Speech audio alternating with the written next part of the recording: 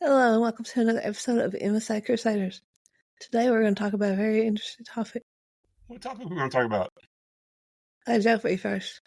It is Halloween. Go ahead. Not. Who's there? Boo. Who? Made you cry. Oh, yeah. Well, I just had a Botox injection, so maybe that's why. Do you get Botox for your wrinkles? I don't think they can fix those. Those are very deep grooves in my face. So, no, unfortunately, no. I tried to get some new biceps with MSA, but Botox apparently is not for muscle like that. So, no. I did get them for something else. For that MSA patients really need to look into them about. Mine was done for speech and swallowing, but I know that you've had them for quite a while now, right? Yeah, I've been getting them since August of 2021. What, 3 years? And why did you originally go to get? Well, what made you want to get Botox injections? Dr. Dahl told me it would really help my neck pain. Neck pain. Yeah, see, I got mine because I heard from you because we talk a lot about stuff. And you said you got them. It helps you feel better with the neck. So, when I went to my doctors, they said that they would also help with my swallowing and speech as well. I didn't know that. Yeah, they help with a lot of things with MSA patients. What else do they help with? They can help with bladder issues, blood pressure issues. Yeah, we all have, yeah. They can help with migraines. Yeah, wife has migraines. Never thought about that. But for MSA patients, it's mostly for rigid muscle and slow movement. Problems with balance, they help with the ataxia. Yeah. But yeah, MSA patients probably don't know about the things that you can get them for. No clue. I thought it was only cosmetic. Honestly, only cosmetic. I did too until when Dr. Joel mentioned it to me. The first time I got it was 5 days after my birthday. So I said, "Did you save a little just from my wrinkles up here?" Did he? No, unfortunately, he put it all on my neck. No freebies. Yeah, we I know Botox was originally, it wasn't made for cosmetic. It was originally invented for something else, but they actually use it now for, well, back in the 90s, like the cosmetic stuff we all know about. And now, to see injections that can help with so many issues that we with MSA have is crazy. If it wasn't for you, I would have no idea. And because my throat muscles are at the weakest point they can be, my doctor says, because they're from the bottom up, my throat is starting to fold in on itself because they're so weak they can't hold the shape. And literally, if it wasn't for you, Daisy, I wouldn't be getting this head start with Botox to strengthen my muscles to potentially help me get better and last longer. Eat better and swallow better, right? Stuff like that. So I want to say thank you for that because Absolutely. I make fun of you a lot. I really do. But most of the things you say come out perfectly true, and your predictions are on point. So we will go. And I'm no psychic. Yeah, I was saying we're gonna go to Vegas one day and start betting, get gambling with your odds. So I do appreciate it very much. Well, David, that's what we're here for, to help each other. Like, I wouldn't have known about your throat folding into. I wouldn't have heard it from you. I need to go back to my ENT and get another scoping done.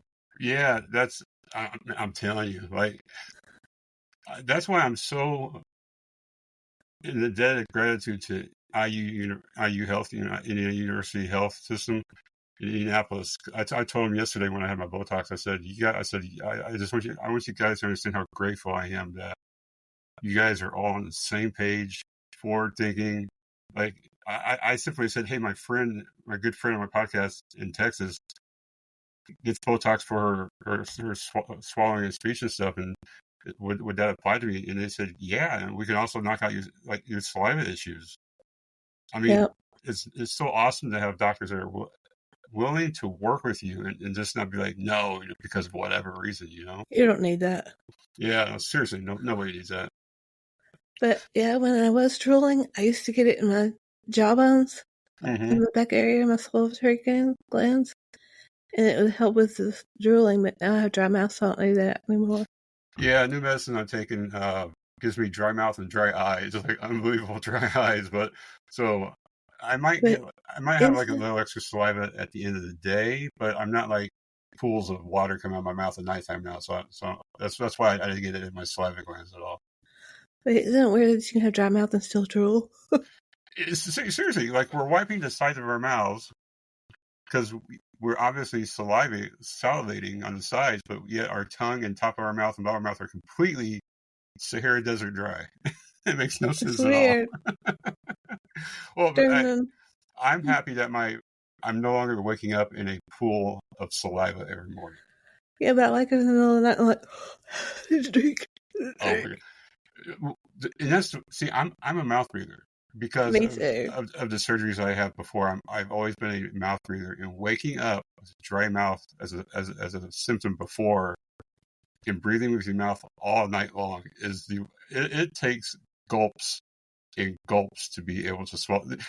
Like, people don't understand the friction it takes to put liquid, the friction of swallowing, pushing your tongue against the top of your mouth to swallow.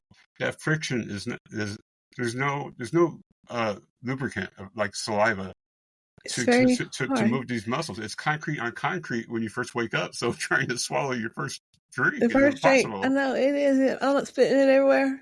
Yeah, I take one drink and I swash it around, I squish it around in my mouth like gargling because otherwise Then I I can't go, swallow. then I get choked on if I try to Yeah, do that. yeah. That's horrible. That's crazy. So I was reading about it before I had my appointment, and it says that I guess the Botox works by being able to block nerve signals and relax muscles. Yeah, Which is interesting. The relaxing part because I know that I know that our muscles will either stop working or they will get completely too rigid. Because that's what rigidity is a part of MSA. We walk stiff, we talk stiff, we look stiff. So I was interested to see that it's actually blocking this. I thought blocking the signals would have been in the brain or the spinal cord or something. I didn't know they could do it in the throat. yeah. But the bad thing is there can be some side effects, as there can with anything.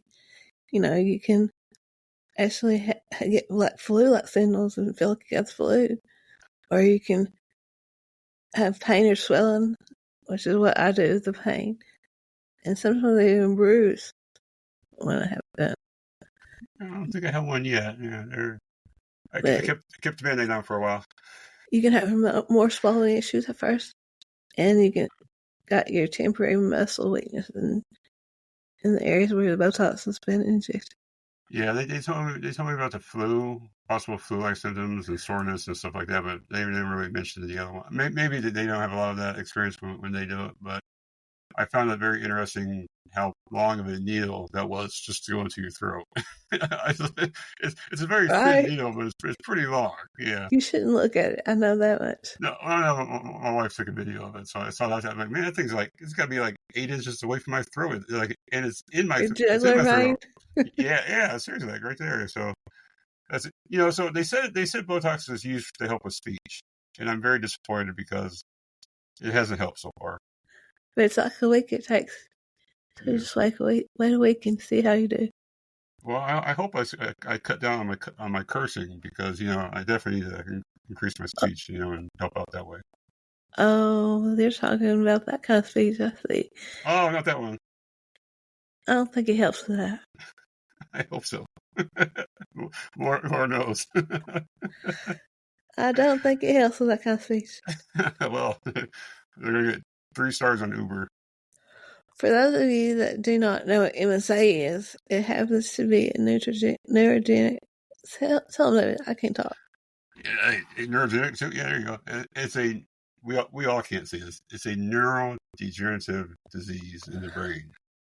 There you So go. it basically stops misfolding alpha-synuclein protein, starts to misfold, and creates deposits of excessive iron on parts of our brain, mostly putamen caudate in the cerebellum, which stops the production of dopamine, and dopamine. If anybody Googles dopamine's production, or the uses of dopamine in the body, or what it does, you would be amazed. It has everything to do with like almost everything involuntary, on top of everything from satisfaction to reward to love. I mean, it's amazing what dopamine does to the body.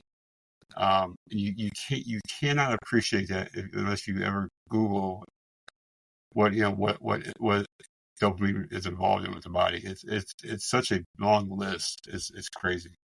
Well, I will say that MSA affects about 5 out of 100,000 people, and currently there's no cure. There's hope managing their symptoms. Yep, symptoms only. Imagine losing the ability to speak clearly or swallow, like me and David, and how it affects our day. Well, swallowing is horrible. Yeah, swallowing. Just everyone on a podcast knows speaking is a whole nother issue too. Swallowing. I mean, how many times have you aspirated something down your lung? In saliva. Yeah, right. Because swallowing muscles are supposed to close the airway to go down to your stomach. Yeah, right. And it closes the other muscles of the stomach when you're supposed to breathe, so you go to the air. And when those two don't work together properly because of your muscle weakness or the lack of fine motor skills because of dopamine, food and air and spit and crackers goes down the wrong pathway, the wrong direction. Where it shouldn't go and affects the breathing. Yeah.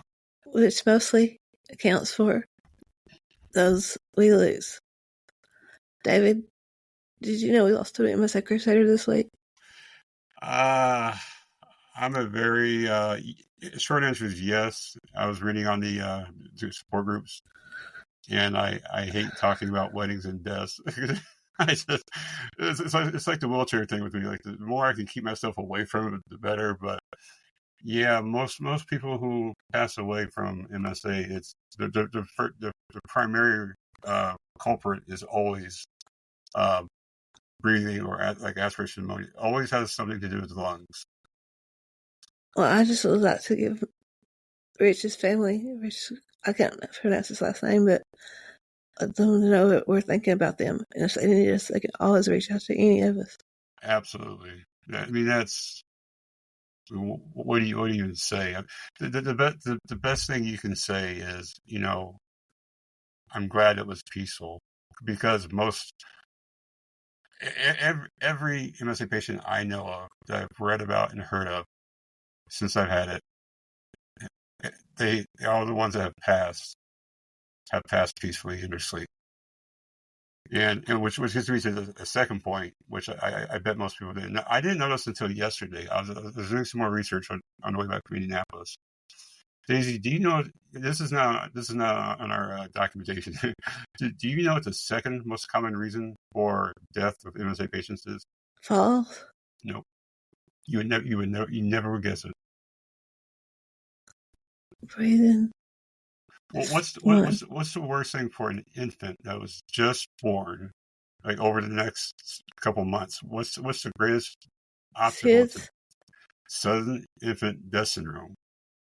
For MSA patients, the second most common type of form of death is sudden death. Really? The brain just says stop breathing, or like stop heart beating. Cardiac arrest. The heart stops beating. Yeah, I did not. 60%, up to 60% is lung related because of anything from pneumonia or breathing, and up to 30% is sudden death. And I had no idea that was number 2 until just yesterday. Wow. Yeah. So literally, when I see people on Zoom conference calls with Mr. MSA, 2 very like myself, I'm not saying we're all similar, but lively, still going, still talking, still moving, and the next day that they pass in their sleep, I'm sitting there like, that could be any of us at any point. Right. Very That's interesting. True. So how many shots do you get in your neck? Now I only get 4, but before I used to get like 6 to 12. You get them every month or every 3? every 3 months. And Since August of 2021, every 3 months. when you miss a dose, what happens? Oh, I can't miss. I can tell a month before it's due for the next shot. Oh, it 16 starts days wearing later, off. it starts wearing off and it hurts. My neck starts hurting really bad Oh, again. So I know it's time. Sometimes I put it past 90 days, and that is hard to make. yeah. But I'm just like, I can do this. I can do this. You know. So your injections are, well, at the beginning anyway, were rather for like coat hanger syndrome, where your neck and Yes. shoulders. Yeah, so mine starting off isn't really for that. It's just specifically for swallowing and speaking. So that's very interesting. It's still going to release your neck muscles. I hope so. I've said before, I feel like I've been in a car accident with whiplash for Yep. about 2 years now, and it sucks. I'm surprised you didn't get it for both. Well, they did 2 on one side. They did not do the saliva, because the medication is taking care of the saliva issues, thankfully. But they only gave me 2 injections on one side because my left side of my throat is already paralyzed. So I'm only speaking with one vocal cord. I'm actually yelling right now, whether you know it or not, because if I don't yell, you can't hear me. It's a whisper. So I'm pretty sure that's the reason why I had 2 on my right side, the actual side that still worked. I didn't get them with the machine before, but Dr. She does it with the machine. You mean with the leads? Yeah. They put 2 sensors on your chest that detect something. Yeah, that's where the muscles tense. Okay. Yeah. And they give you the Botox there until that stops making that noise. I heard that. Yeah. That's interesting. They know where to put the leads on your body. The signals going to your throat, and they're above your pecs, so to speak, right? Your upper chest. They're above your pecs, and it's like, how do the sensors above your pecs have anything to do with your throat? With signals? Like, I was fascinated. Like, how does this work exactly? You know? I don't know, but I know it does.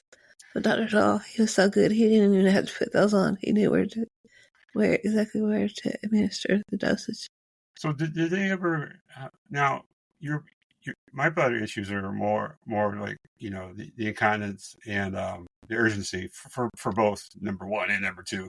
But did they ever cross their doctor's mind to try to use that for your bladder issues?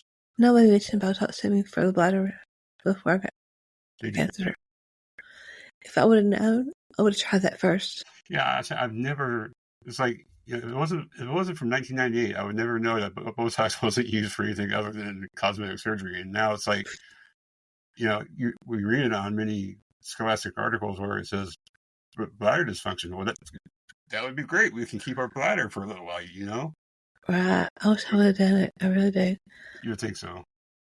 I mean, I've had this for over a year and a half now, and I still, like 2 weeks ago, they put the wrong catheter in me last month. So, what were you wrong? Like, too thick or too thin? Oh wow, okay. So you had a gap, dude. Yeah, but at one point it stopped draining, and I thought I was going to go to the emergency room. But now I got the right side this month, and I sleep better. Last night it bothered me a little bit, but I sleep so good now. Yeah, because it makes sense, because if you have too thin of a tube, so to speak, you can't drain as much volume at the same time. Right. So because the pressure, there's too much pressure inside your bladder versus outside. It's kind of like siphoning gas out of a tank or something. It makes perfect sense. Are you still having dreams? Dreams? I never have dreams. Oh yeah, I don't know any. In the last, I'm not exaggerating. In the last 2 years, I can remember about 2 dreams, like 2 pieces of dreams. And they both have to do with like ninja type moves or military like karate moves. But yeah, my RBD. So my monoclonal jerks have amplified greatly since even being on the medication for that. But my RBD REM behavior disorder has greatly taken off. I am full talking conferences in my sleep. I am typing on my computers in my sleep. I'm trying to run now sideways in my sleep. Before it was just my hands moving and maybe a jerk here or there. Now I'm like Frankenstein typing, and you can tell I'm typing in my dreams. How funny. So I'm still thinking about work somehow, I had a really weird one the night before last. I dreamed I was going down some stairs, but there was 4 stories of stairs I had to go down, and they were like bleachers. So there's a big gap, Yeah. My leg went through on the very top floor. My leg went through the stairs, and I woke up with my leg on the floor, my foot on the floor, and You reacted to stimulus, or yeah. my blanket down there. I don't know. I was like, can you help me up and put my foot back on the bed? We have to get some ratcheting straps for your legs. We'll keep them attached to the bed. That was a scary one there, I'll tell you. You know what's fascinating that a doctor hasn't given me an answer yet. I've asked a couple. We know what REM behavior disorder is, RBD, acting out your dreams when you're not supposed to because of the lack of dopamine. You're supposed to be paralyzed from your neck down. Speaking at night isn't necessarily RBD. That happens to people. But what's crazy is I have very similar actions at nighttime with RBD that I do at daytime. Yes. I can't watch soccer anymore because when they're kicking the damn ball, kick the ball? my foot's kicking. I can't watch Bad Boys the movie because when they're kicking in doors, the police are kicking in doors. I'm kicking in doors down. I mean, I was watching a commercial of MMA fighting, like boxing. They're punching. I'm punching. I'm sitting like, what in the world? Like, it's crazy, isn't it? And the connection between that and MSA is they don't know yet. So yeah. So now not only nighttime but during the day. It's like when you watch one of those TikToks, where they like a little kid swinging a baseball bat at a baseball, and the ball goes into the camera. It's to scare you. It makes you jump. Yeah. That's exactly what it does to me when I'm watching certain programming or certain sports. It's fascinating what MSA will do to the body. So, David, are you going to have to go back in 90 days and get you some more Botox? They told me it should last every 3 months. That's the thesis. Yeah, the insurance won't cover it unless it's 90 days apart. Oh, really? Yep. Well, I thought you got it before, like every month before. No, it's always been every 3 months. So I have to roll my boat up the river, if down the creek, if I have to get it sooner, huh? Yeah. Well, just go to Mexico. They got Botox. That's true. Probably cheaper. But we're going next week anyway. Did they tell you for the first few days you might have more swallowing difficulties? No, they actually didn't say that. No, they said soreness and maybe some pain, but not difficulties. Well, be careful because my doctor always tells me you may have trouble swallowing the first few days. I'd imagine maybe that's from like swelling, maybe. Yeah. Yeah, or maybe the body might react. But I know it must be serious because they schedule a virtual post-op follow-up call with me. And normally when you get like an epidural or you get a shot, there's never a follow-up visit for that. So there must be some. And check up and see how you're doing with it. Yeah, some people must have some type of interactions to schedule that for you automatically. Yep, I had that the first time too. So has it, like, on a scale? So before your injections, on a scale of like 1 to 10, how bad was your pain? 10. That bad, huh? Yeah. So it bring tears to your eyes. It was worse than child labor. Well, I don't know. I only know what a constipation labor. I don't know child labor. I told my mom it's worse than having a baby. I cannot say I know I understand what you're going through on that one. But so now from 1 to 10, what is it now? About 4.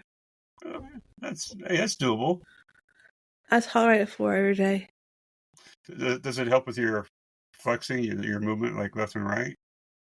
Mm, I think so. Like it makes you less rigid, less stiff. Yeah. You know what? I had the dry needling again today. I had to do that in the middle, and that helps too. You're dry needling. Yeah, not me. No more needles. MSA is basically a story about how many different types of needles can we have with this disease. Right? What types of machinery have you never seen in your life that we're going to use on you? Like extracting bone marrow from your hip. It's the weird. MSA is the weirdest, most off the cuff. Hey, we're going to use an off-label drug for something it's not supposed to be used for, just to see if it works. I know. I've never heard. I had to use drugs that were made for this, but or for this. Yeah. It's interesting. When they started me on the Keppra, which is anti-seizure, I've never had seizures in my life, but for my myoclonus jerks, I have all day long, all night. 800 a night. Now it's increased many times, but they said that Keppra is also helpful for pain, and let me tell you, while it has worn off with the myoclonus jerking, it actually has helped with my random shocking pain that I get, like burning lighter pain, shocking electric pain. I don't really feel many of those at all during the day now. So I used seizures to is take working for Keppra. pain. Did you? Yeah. How high did you get a dose? You remember? I don't. That was a long time ago. Yeah, they got me up. They quadrupled it up to 1,000. So I know it wasn't that much. yeah, they're trying their best. Well, I mean, my sleep study, 800 plus times jerking around is not fun for sleeping. Hey, listen. I have a new sleep app that I've been using, Uh-oh. and Is it called Netflix? no, No. Okay. it actually. I wanted to tell you about this the other day, Yeah. and I forgot. It has shows you different sleep stages. You know, your deep sleep and all that. Mm-hmm. But I never noticed this till the other day. It tells you how many times you have some dangerous breathing time in your Yeah. sleep. I 2.2 times every 27 seconds. So it's an app that's looking for apnea or obstructive sleep. Apnea, like obstructive sleep. Yeah. What's it? It's called the Uh, app. the app is called Shut Eye. Shut Eye. Never heard that one. Yeah, I wear my watch in my ring at nighttime to monitor my sleeping and movements and oxygen and stuff, heart rates and stuff like that. But I never. There's not many. There's not many devices that will actually look for like sleep apnea. Well, my watch and ring will look for sleep apnea, but it won't look for obstructive sleep apnea. Like if you're actually something's causing you to stop, to have apnea. So that's interesting. You said that was called what again? Shut Eye Shut Eye. Interesting. I'm gonna have to look at that. tells you how long you sleep in deep sleep and how long you sleep in just sleep. How Oh, long it takes you to go to sleep. yeah. Okay. So I get very similar things to my through the Samsung Health because I wear all Samsung devices. So it does a lot of that for me too. That's interesting. Yeah, remember we talked with Sarah. Sarah uses some of the same apps that shows you how much deep sleep you have, how much REM sleep you have, and things like that. So I think that's for somebody with MSA, having even an application on your phone, a watch, a ring, or a smart ring, whatever. It's really smart. Yeah, something that monitors your heart rate and because I know I've had a horrible night of sleeping when I have an average of somewhere around 10 breaths per minute. But when I have 11 or 12, I actually have a good night. So it's interesting how you can look at the data and tell just by like one number, like how good your night was. I was shocked when I read that. I said, "Oh, tell David this." Yeah, yeah. I use another app too, and we talked about it briefly before. It's called Welltory. Welltory. Welltory. And just like doctors do in medical grade devices, it measures the variability, the timing between your heart rates.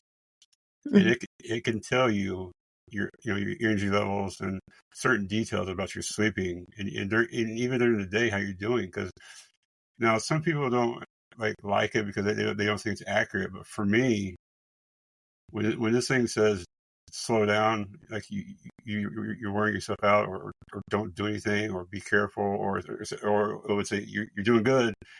For me, it has been 100% accurate. It costs a membership, but Samsung Health, if you have a Samsung phone, actually does some of the same thing. It measures the heart rate variability. If you have a device like a watch or a smart ring that measures you at nighttime or during the day, it does a very similar thing. And I think those types of devices and apps that measure heart rate variability are so crucial, because when I wake up and it says don't even try to do anything today, I can feel it. I can feel it before I Wow. look at the phone that I'm already dead for the day. So definitely things that monitor your sleep and heart rates and stuff during the day. I'm all for. But the other night I had one that said I did have trouble every four times every 30 seconds. 4 times every 3 seconds Yep, for breathing or heart. breathing. It's This they is with oxygen. yeah. In general, I believe it's like COPD. It's like they call it obstructive sleep apnea, even though you're not necessarily having apnea, but it's the stoppage. And in MSA, when they talk about obstructive sleep apnea, what they mean is that your throat, like the actual structure of your airways, is actually closing, right? Because we have misfolding muscles in our throats. You and I mean, you have issues with your lungs too, but something structural. Because sleep apnea is just you not breathing because the brain says not to breathe. It Yeah. has nothing to the structure. So when we have like what you're saying, obstructive sleep apnea, that means something's actually closing that's not supposed to close. And I can feel it in my throat. Like I said that before, it feels like somebody's squeezing me. Oh yeah. I don't have a obstructive. They call mine obstructive sleep apnea because I have my esophagus is folding in on itself, but I don't ever notice it myself, so I don't ever stop breathing. I can Well, feel it. I take that back. I don't ever stop I don't ever stop breathing at nighttime, but during the day, I have those paralysis spasms that will make me not breathe and not swallow. So mine's completely opposite. Is it like holding your breath when you're going swimming? You said that before, and I've always said no before, but I guess I would agree, because you can't breathe underwater, right? Yeah.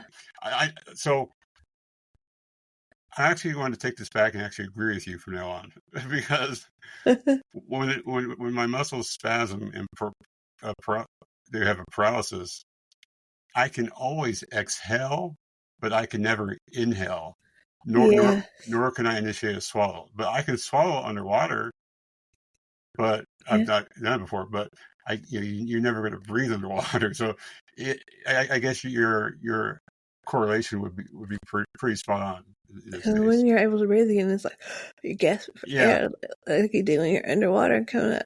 I'm yeah. My ENTs at IU Health, we've tried a lot of things to uh, initiate that movement, whether it's humming, or making sounds or whatever.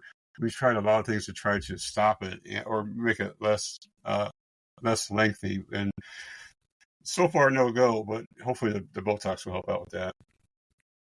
So, there, um, get it to me for anything other than pain and saliva. I will have to ask about swallowing. Yeah, that's what they did for me for the main reason.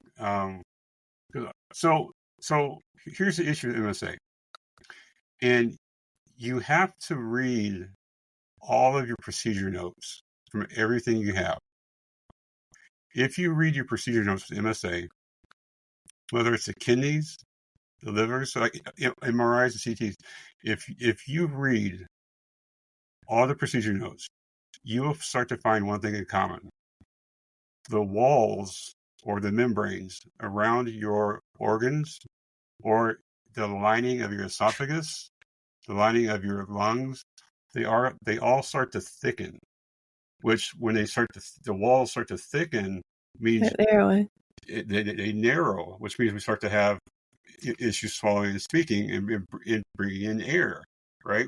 We're not. That's why you need oxygen, because we have to supplement what our esophagus is not letting us bring in.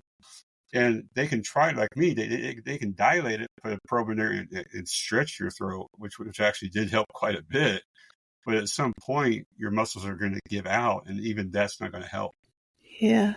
So, yeah, I mean, the more you look into your results and start to see that everything starts to widen, which therefore narrows all your passageways. I mean, you said blood pressure with Botox, right? Yeah, I wonder how they do that, though. I always wondered. I know they can, but I don't know how. We're going to talk about that next. Because now my ears are popping all day long. My eardrums are like rupture. My right ear, for the most part, is rupturing because the MSA is not controlling. When your ears pop on an airplane, it's because your body is regulating your blood pressure. With your you have a different blood pressure at a different altitude in the sky. So when you're ascending or descending, your body has to readjust your blood pressure. So you know that because your ears are popping. And when your ears don't pop, they rupture, so to speak, and you get this weird sound that when mine ruptures, I can hear my nostrils breathing air, like if I'm in a tunnel. It's the weirdest sensation, and that's controlled by blood pressure from MSA. Your equilibrium, your ears popping and stuff, is controlled directly by blood pressure, but with MSA, it starts to play games with you.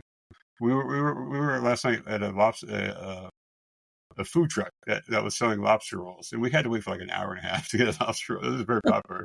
It's called Cousin something, yeah, in Chicago.